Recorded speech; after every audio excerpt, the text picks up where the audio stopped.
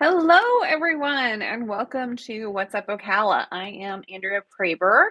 If this is the first time that you've been joining me, we're doing stuff a little bit different. It's kind of weird to see myself on multiple cameras, but we are doing a YouTube live, and we're also recording What's Up, Ocala. So we'll see how this goes. Last week I did like an either or. I was like, let's do What's Up Ocala live, and that was a lot of fun. It was really cool to answer all the questions and stuff and actually, interact with people. But it was also kind of like disappointing because a lot of people are used to seeing my What's Up Ocala come on to our channel every week. And so a lot of people missed it because they didn't click on live. So we're gonna do both. So if I keep flipping back and forth, it's because there's multiple cameras this week. So kind of different. I will figure it out. Okay. I think the light is a little distracting, but I will work on this. Okay, it's a work in progress. So anyway, happy Monday. Whew, last week was a little intense. It really was. Last week we had Hurricane Nicole, which honestly, we probably wouldn't have taken it that seriously, but because it was only a category one, and I was like, it's only a 4 foot gator. I mean, but we actually got so pummeled in South Florida from Hurricane Ian that everybody took Nicole a lot more seriously. Um, Unfortunately, some of the areas in Florida got like a double whammy. They were still flooded over in like Sanford and Daytona Beach and stuff like that. They were still flooded from Ian, and then they got whacked once again because of Nicole. So really painful all around. So um, we obviously in Ocala didn't have much of anything yet again. We're so far into the state, we might as well be Georgia. I mean, we really didn't get much. There was a couple of trees down. I did see that, but these were those water oaks that I'm always warning you guys about. Water oaks are, they're just the bane of my existence, but that's okay. I'll try very hard not to get on that soapbox. We have some beautiful, beautiful live oak trees here in Ocala. But the water oaks, they're imposters. They look like a live oak, but a live oak is maybe 100 years old, and a water oak is only going to live to be about 30 to 50 max. So they're really big and really beautiful, but they are hollow inside. And true to their name, they get filled with water. And so when you get a whole bunch of rain, they get top heavy and they're right, and yeah, they'll take out anything in the way. And a lot of people think that they have a live oak and it's going to be there forever. And surprise, it's a water oak, and your yard is now got a huge, massive tree that's just, so yeah, just total mess. The oak trees do like to spread a lot of debris. The sphagnum moss Spanish moss, you call it Spanish moss, sphagnum moss, whatever you want to call it. It comes down like crazy.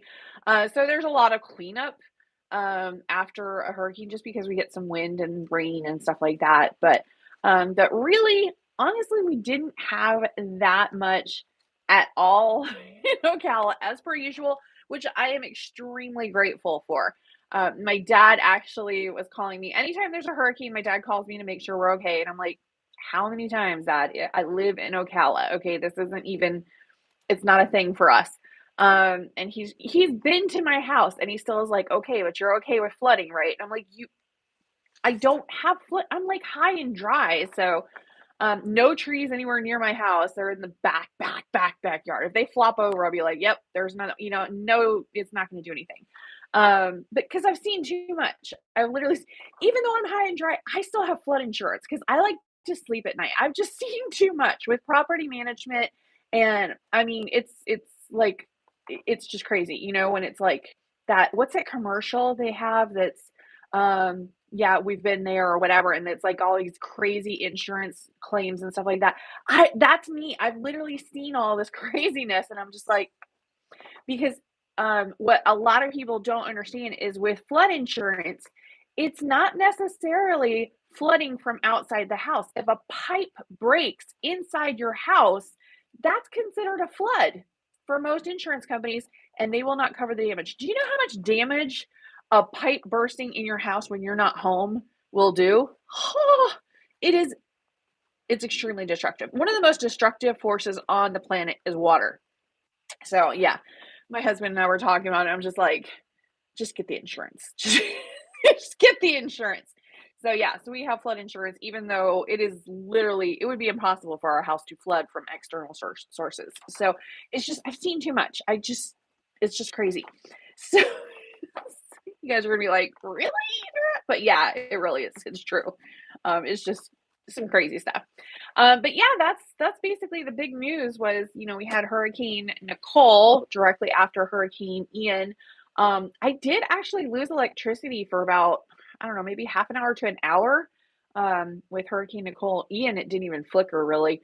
But yeah, it was very gusty. It was like gusty winds. So my husband was laughing because he's from Wisconsin and his brother lives over kind of near Chicago. And he's like, this wouldn't even be a normal day in Chicago. And I'm like, yeah, but for here, it's not like we have like skyscrapers and stuff. I was like, there's trees and houses and I don't know, trampolines, whatever. It's all gonna go flying. So yeah, we were just like, yeah, it was just a really windy day for us, but it wasn't anything major, and it was rainy. We did get some rain, like it was kind of drizzling, basically. But that's basically what we got. So, what else? What else is going on? Oh, tomorrow night. Tomorrow night is the big zoning and planning thing over in Denellen, where there is a couple of people. Literally, you could count on like one hand. A few people within the city limits of a small town in Marion County called Denellen, where they have decided to effectively ban short-term rentals. Yes, this is a huge priority for a small town. Um, they've gotten little to no support from Marion County. Marion County is huge on tourism. We like to encourage people to come here, not destroy. But okay, so let's talk about these short-term rentals because there's definitely pros and cons.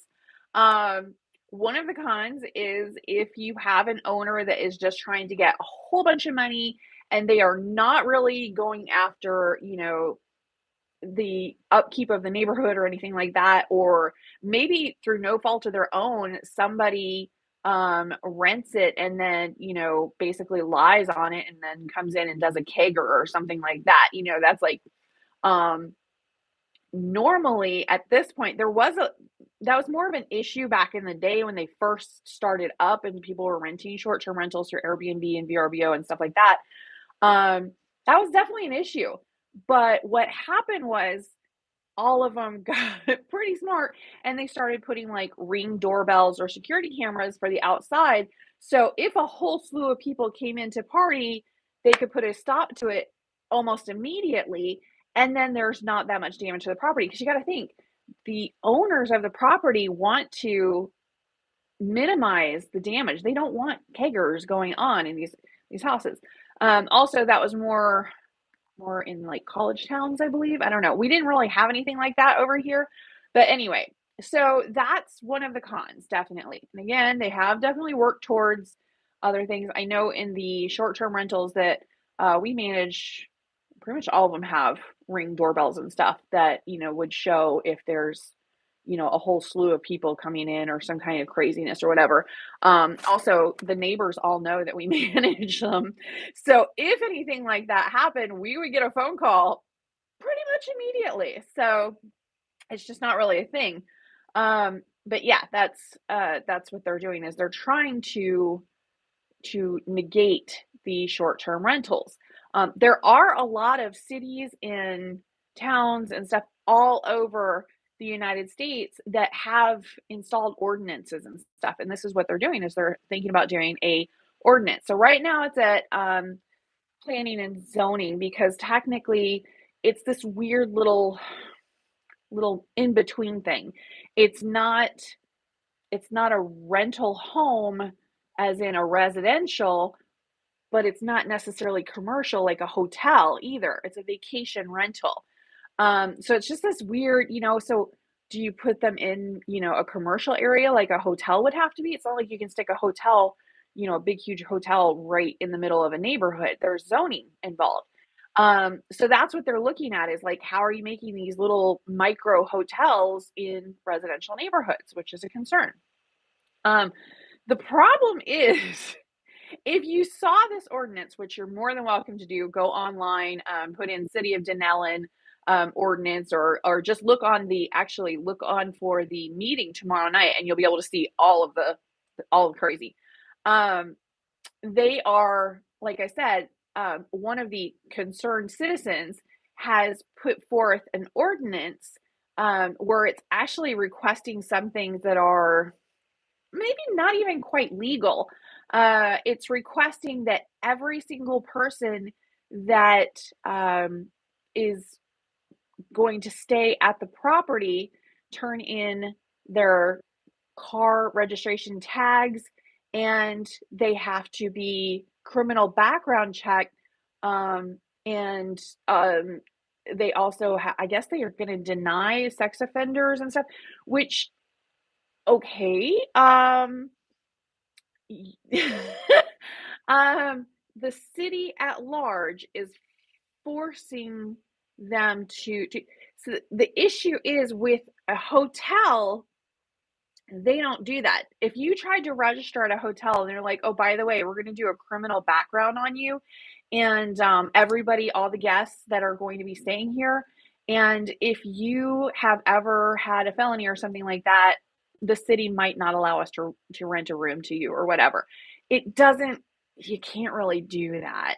Um, not going to get into, have they been rehabilitated? Do you really believe that prisons do their job or not? And we're not going to get into any of that. It's the fact that the city is trying to force these individual homeowners to screen out people. Now, if they're long-term tenants, they're not requiring that, it's like, um, which would you prefer? A long-term tenant that is a sex offender or a recent violent felon, or one that stays overnight? And like, it's not equal. It's not equal. So it's just kind of weird. It's just weird. So they're basically trying to put additional terms on only short-term rental owners that they are not applying to the campground in the area, the one hotel in a 20-mile radius, um, or any of the long-term rentals. It's literally, they're just separating it and trying to make this its own separate thing. It's very weird. Anyway, take a look at the ordinance. Um, Honestly, for me, I have an issue. I mean, it doesn't affect my business at all, like at all. We already have a state license for short-term rentals, so we can manage short-term rentals, anything like that. So I have nothing in this fight. My issue is I really like Denellen. I really do. I think it is a really cute town. They kind of got forgotten. There's a lot of derelict buildings, and I think it has the potential to be really, really super cute. It has a really cool, awesome historic area. We have an office over there that is from the 1930s. I absolutely love it. It's an old gas station. It's just so super cute. I love the town, but it needs more money and it needs a little more help on some of those older buildings. Well, these short-term rental owners, seeing a profit, have come into the area, purchased up. So, and we're not talking like, huge conglomerates. These are like retired school teachers, firefighters, one's a lineman. Like, these are like regular people. Anyway, so they have purchased up derelict buildings, one of which had like a tree through the middle of it. And they fixed them up, and then they're renting them out as Airbnb. So if they do this ordinance, it's a little worrisome because that means that there's not going to be any more owners coming in to do that. So that's going to be less money put forth to beautify the area. Not to say that owner occupants won't do it, but it is considerably harder to do that when you're doing like, a mortgage, and yeah, you normally have to do like a rehab loan, and a lot of people don't necessarily know how to do these kind of things or don't want to mess with it, especially if you're living there. So it's a little more time consuming, a little more difficult. Whereas investors will come in and be like, okay, I can see a profit more so if we do short-term rental than if we do long-term rental. Let's go ahead and do this. And they're doing that, which I really think is cool. But anyway, um, and again, did I mention there's only one hotel in like a 20-mile radius? And no, it's not a Ritz-Carlton. There's nothing wrong with the hotel. It's just, it's not, there's no options. There's literally that hotel and that's it. So yeah, that's kind of ishy. I did stay at the campground. My daughter and I stayed at the campground. I did a video on it. It's a state campground, but out of all the state campgrounds we've stayed in the area so far, it is not kept up the way it probably should be kept up. It was very uncomfortable being there, extremely uncomfortable being there. I would not recommend out of all of the campgrounds, and there's a lot of state-run campgrounds. I'm not entirely sure where the ball got dropped with that one, but I would straight up tell somebody, "Do not stay at that campground." So, again, there's not a lot of options. So, having those short-term rentals would kind of help. But again, this is what I'm looking at, being familiar with the area. This is just, what I'm seeing. Um, so yeah, but it's just kind of I think the other thing that really just nags at me, probably because I've spent so many years in Florida and before that Texas, and um, I really, really don't like it when somebody tells me what to do with my own property. That just bugs me so bad. I it's just, ugh, like if you have an HOA, do an HOA. Anybody can create an HOA. An HOA is a homeowners association. So you and a couple of neighbors get together and you're like, this is the rules for our neighborhood. Perfect. You're done. Everybody's in agreement. They all abide by the rules because they all want to have those rules for their neighborhood. And what's crazy is for an HOA, you can ban rentals completely. You can ban short term rentals, anything under 6 months or 3 months, whatever rules you come up with. And there's actually an entire city in some part of Marion County. It encompasses like 3 counties, but it's called the Villages, and it's literally an entire city that's an HOA. I mean, an entire city. It's pretty much impossible to live in the Villages without being 55 plus. It's an entire city with a population that rivals Ocala. Actually, it's pretty close. They're kind of neck and neck right now. But they are an entire city of an HOA. I don't really want to live in that. So, I mean, nothing against the Villages. That's awesome. Everybody knows what they're getting into when they move in there. They all sign saying they agree with the rules and stuff, but it's a lot to maintain that. So I don't really see Denellen going that way, but we'll see tomorrow what is going to happen with this because I guess tomorrow the um the planning and zoning commission will actually decide if they're going to push it through to the city council, and then it's on the city council side to decide what they're going to do. So tomorrow, yeah, that's like the big huge thing. There's a lot of short-term rental owners that live themselves in Denellen and stuff, and they're going, and there's a lot of neighbors that are like, I don't want any short-term rentals in my neighborhood because this is a neighborhood. It's just like this whole big thing. So it's really interesting to see how this is going to turn out. And we're actually going to see tomorrow what happens one way or another. So it's kind of interesting. So yeah, that's the big, big thing for this week.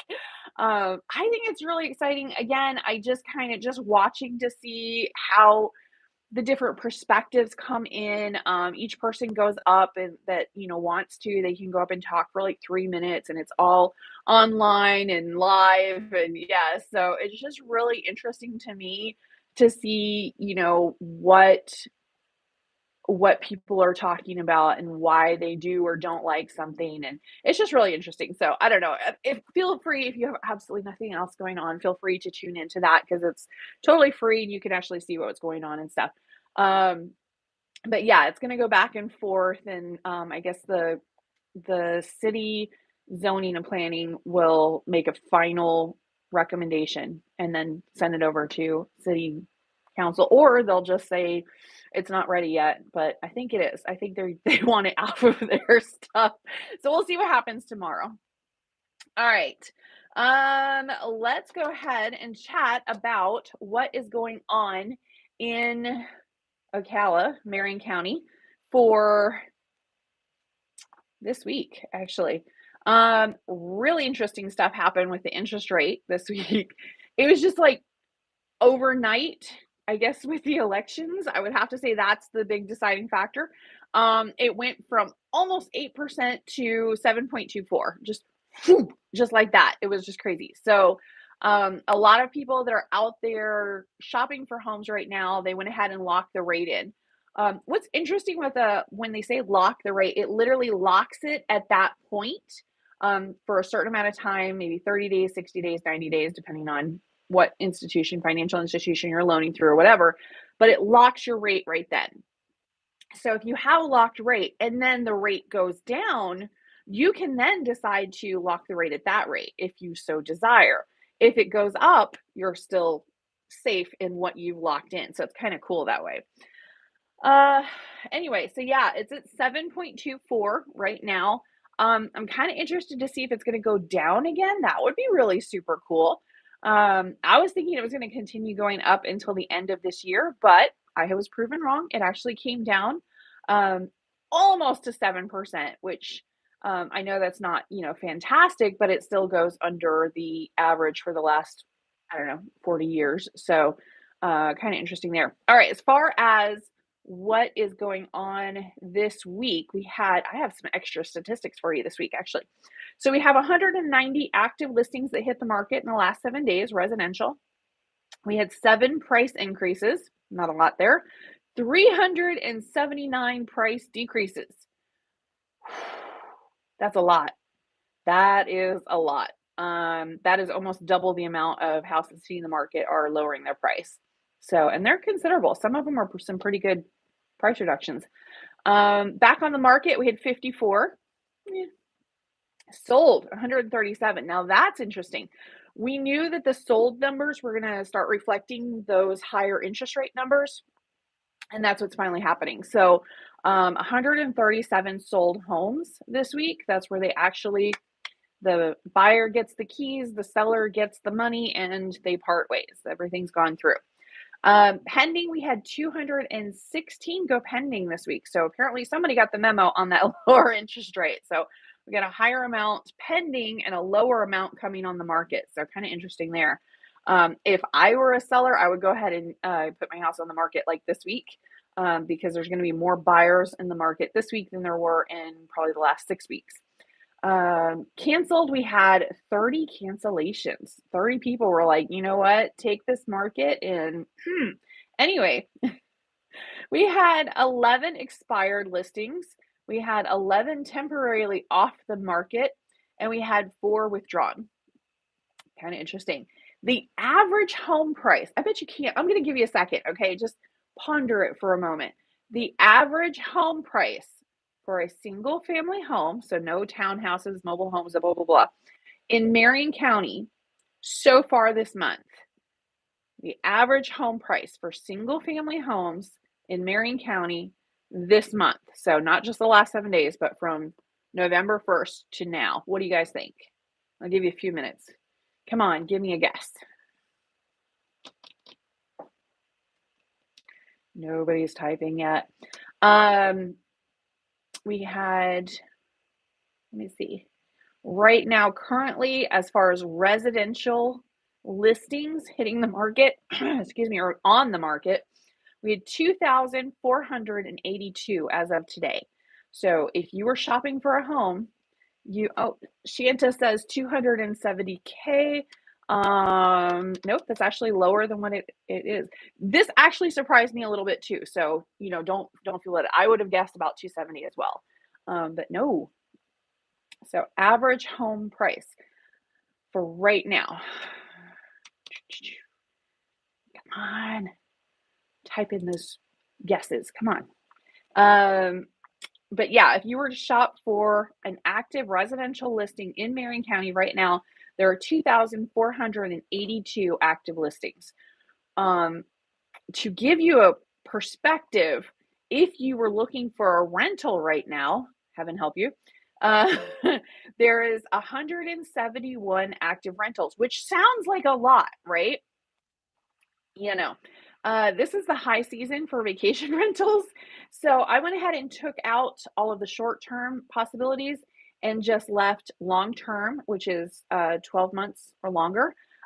There's only 100. And I also took off the 55 plus. So if it's only, there was only like 10 of them. Anyway, but yeah, if you just want a single family home, um, let's say no, I actually wasn't single family home. So it was villas, apartments, everything. That was residential.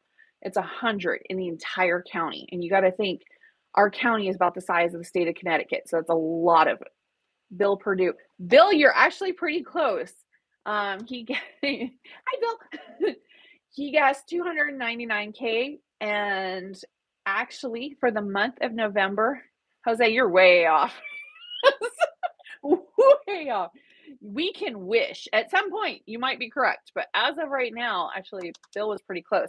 I'll go ahead and tell you it's $310,029 is the average home price for so far in the month of November for Marion County, which I thought was very interesting. Personally, I thought 114 single family homes have been sold. So again, we're not talking mobile homes, we're not talking manufactured homes, we're not talking villas, we're not talking townhouses. No, single family homes, which truthfully is primarily what we have here in Marion County. But 114 of those have sold so far this month. And the average home price is $310,029. Now, I thought that was a little bit high too. So you guys aren't far off. You're actually really close. I was like, why is that so much higher than what it's been? Well, what I was looking at, I was like, what house is actually sold?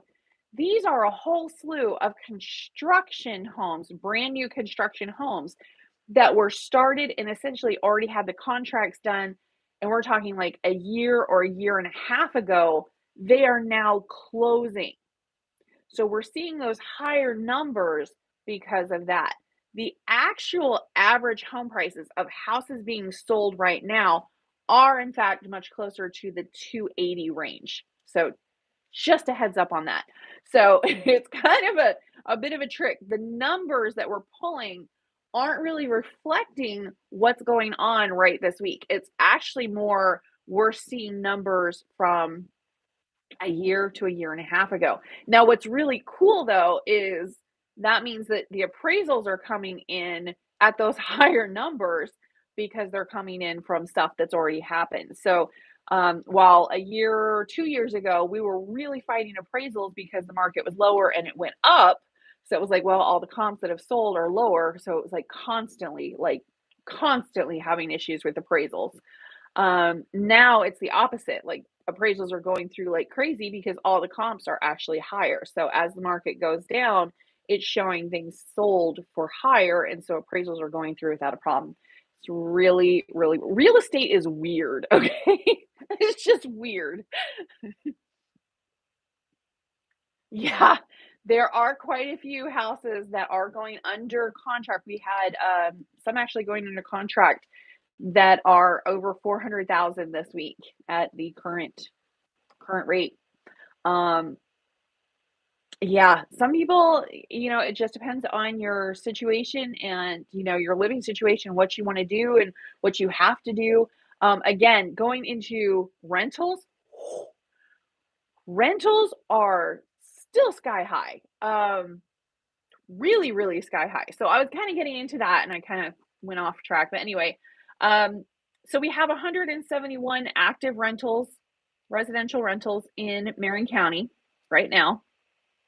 There's only 100 that are long term and non 55 plus. Only 67 are single family homes. So if you don't want to live in an apartment or townhouse or something like that, if you want a single family home, there's only 67 in the entire county, which again, about the size of Connecticut. If you want 3 or more bedrooms, it goes down to 59. There are 59 houses. And that's not saying that there's not multiple applications on every single one of those. So as you can see, it's still very much a rental shortage going on. So we're seeing a lot of apartment buildings being built. I say a lot, there's like 10. We're seeing a lot of those in progress, but they haven't actually been completed. They haven't got people living in it. They're just eventually we will have more apartments available. But the grand majority of people really in Marion County, we're just so used to single family homes being rentals that most people request single family homes here. It's just that's what's here. 3 bedroom, 2 bath, double car garage, cookie cutter home. That is what we have. We like it. But yeah, if you are looking for a rental right now, and that's not even going into how much they cost, it is crazy expensive to rent. So if the option is to pay a higher interest rate and refi down the road at some point, or to pay an astronomical amount for rent, if you can even find something to rent, it's not really much of a choice. So anyway, keep in mind in Florida, we're still one of the less expensive counties to live in. Like if you go to other counties, if you could even find something, because there was a lot of storm damage, we're actually getting people applying to rent up here from South Florida because their houses were destroyed or are being reconstructed or rehabbed or getting a roof or whatever. So yeah, they're even applying up here. So there's a lot of rentals that are being utilized in South Florida right now from people that are normally owner occupants. So kind of interesting what that's doing as well. So we not only have, our normal rental restricted area right now because, it's just so few rentals, but we also are getting some from South Florida. And a lot from up north. They're like, I am done with the winter. It is my last winter. I'm never doing winter again. And quite frankly, I don't blame you because I don't like winter either. But yeah, they're all coming down too. So it's really, really stressing that rental market. So yes, the interest rate is high. It has come down a little bit. I was very happy to see that. I'm sure all of you guys were as well, but it's still way better than the rentals. The rentals are pretty painful. Okay. So if you are a resident of Marion County, this is basically the time of year we absolutely all live here for. It is beautiful outside. We're talking like 65 degrees, 70 degrees. It is gorgeous. It is absolutely gorgeous weather. So we're really enjoying it, like a lot, like really enjoying it. There is Light Up Ocala this weekend. It's starting Saturday from 4 p.m. to 9 p.m. And then it's basically going to have everything going on downtown for the next few months. I don't think they're doing the ice skating rink outside this year, but I will let you know if I find out differently. Also on Saturday, we have the Volkswagen car show over at Don Garlett's. If you've never been to Don Garlett's, which is a car museum, he's a drag racer. He's one of our local legends. Absolutely, you have to go over there. I'm not even that into cars, and I've gone over there. So, I didn't take my husband with me though. I was just kind of on a whim, like, I wonder what's in here, and I just walked through, and it was so cool, and I spent so much time, and then I came home and told my husband that I went, and he's like, "You went to a car museum without me." And I'm like, "I didn't know you wanted to go." He's like, he was so mad. So I have to go again and take him with me. Anyway, it's really cool. They have an entire room just for car engines. They have these car engines like everywhere. Really, really, really cool place. But they do different shows and stuff throughout the year, and they have a Volkswagen car show coming. You know what? I should probably go to the Volkswagen car show because then we could go Don Garlett's and look at their museum and see the Volkswagens, which I love Volkswagens. I think they're really, really cool. I used to have a Volkswagen Vanagon, and it was truly a very different type of automobile. So I don't know. I just think they're really cute, really, really cute. And who didn't grow up playing Snug Bug or Slug Bug or Punch Buggy or whatever you call it and get to pummel on your siblings for it? I mean, we all did, right? Hopefully it wasn't just us. Let's see. Saturday at Eaton's Beach, they have their third annual art festival from 11 a.m. to 5 p.m. So you might want to go over there. Shalom Park is doing a park after dark. It's $15 per person, but they've got Caribbean food and they've got a Jamaican reggae artist that is going to be playing music there, and it should be a really, really good time. So I don't know if you would like to have a really easy date night, then you could do $15 per person to get in. get some Caribbean, Jamaican food from the food truck and listen to some really cool music and maybe do some dancing and stuff. So, I mean, pretty inexpensive for a date night, just saying. So yeah, that's pretty cool. The let's see, the oddities marketplace. I have no idea what this would be, but there's all sorts of oddities up for sale, and that's at the marketplace downtown. So the downtown market, which is on the corner of Third and Third, in case you can't find it. But that is going to be Wednesday evening from 6 p.m. to 9 p.m. So feel free to pop over to that and see what oddities you can purchase. Um, Let's see, Master the Possibilities. I don't know if you've ever done Master the Possibilities before, but it's basically like an adult education class that you don't have. It's not like you have to go and sign up for a college or something like this. It's primarily for On Top of the World, but it's open to the public. I actually know a couple of the instructors that go there and teach, and they will teach. They have different classes and series of classes, and it's really, really, really inexpensive, like super inexpensive. We're talking like between $5 and $15, unless you're doing something that takes a lot of materials, then you got to pay for the materials. But you could take a photography class for like $5, or you could learn how to draw, or there's just so much stuff. They'll do stuff like how to do reflexology, what salt is doing to your body, and different health courses and stuff. And I don't know, it's just they have different people that are in the field come in and instruct. There's a lot of music classes, music appreciation, how to play the piano. I mean, all sorts of stuff. Well, their new curriculum comes out actually November 16th. So they're basically doing a curriculum kickoff. Okay.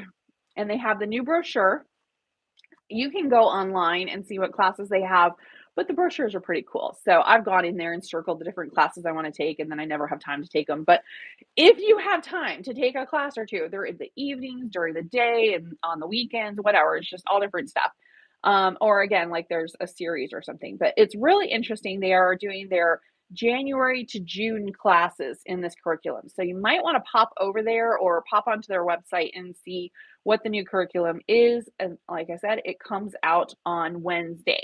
So day after tomorrow. I'm gonna pop over there right around 1 o'clock just to see if I can get the new brochure, which is free, and highlight the different things that I'm probably never going to do, but I'm still gonna highlight them because someday I will have time.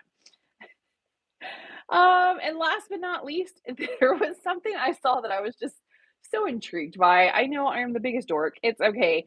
There is a bar downtown Ocala called Mutiny on the Bounty, and they are doing on Thursday night at 7 p.m. an adult spelling bee.